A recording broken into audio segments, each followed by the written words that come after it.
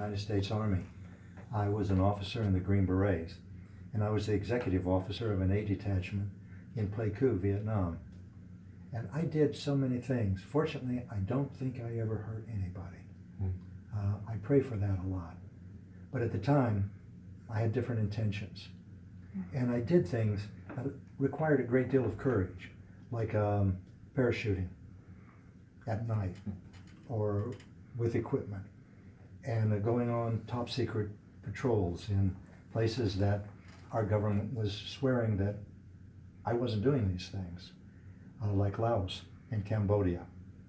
So that's one use of courage. I used to ride motorcycles, and I did some things there that required some courage too, although not much intelligence. But now I've discovered there's a different use of courage. There's a new use of courage.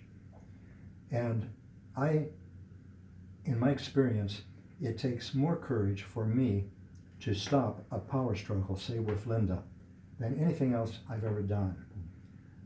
Because when I'm in a power struggle, it means that fear-based parts of my personality are judging and interacting with fear-based parts of Linda's personality. And those parts of my personality know that I'm right and that she's wrong. And those parts of her personality know that they are right and the parts of my personality are wrong. And it's even funny to put it that way, but when you're experiencing it, and we've all experienced it, there isn't anyone listening to us now that hasn't experienced this, it is very difficult to stop the power struggle in you. Most of us try and stop it in the other person by shouting louder, withdrawing, weeping, blaming, reasoning. But the real courage requires looking inward and finding the part of my personality that needs to have the last word, that needs to dominate this conversation, that needs to be right, that needs and needs and needs and hurts if it doesn't have those needs filled. That's addressing that, feeling that, having the courage to feel it, and it's very painful. And especially when I decide not to act on it and put my attention inward instead, in my chest area, throat area, or solar plexus area, the pain is excruciating. I don't mean it just hurts a little bit. I mean it's like hitting your thumb hard with a hammer when you miss the nail. It's like getting your fingers caught in a closing car door. It hurts. That's what heartache is about. That's not poetical. That's meaningful. So why would anyone want to feel that though?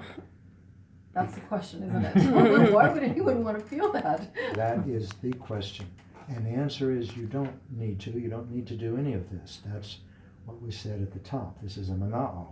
But if you don't have the courage to experience what the fear-based parts of your personality are causing in your body, you will unconsciously act on them, which means you'll shout, you'll withdraw, you'll do all of those things in order to mask that pain.